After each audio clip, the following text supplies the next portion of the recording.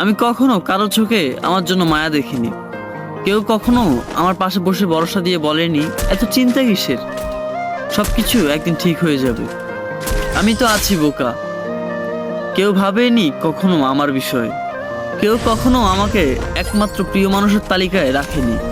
কোনোদিন কারো সুসংবাদ বা দুঃসংবাদে কেউ আমাকে প্রথমে জানায়নি। গানের লাইনে ভুল করে আমার নামটা গেয়ে ওঠেনি।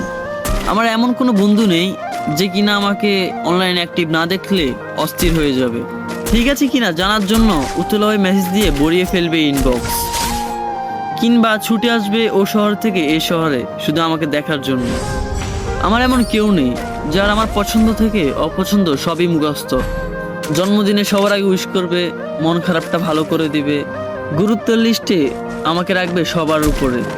আমি কাঁদতে তার কাঁধটা বাড়িয়ে দিবে যাতে আমি তার কাঁধে মাথা রেখে কাঁদতে পারি, কিংবা আমি কাঁদলে সে বলবে কি রে তুই কাঁদস কেন, তুই কি এখনো ছোট।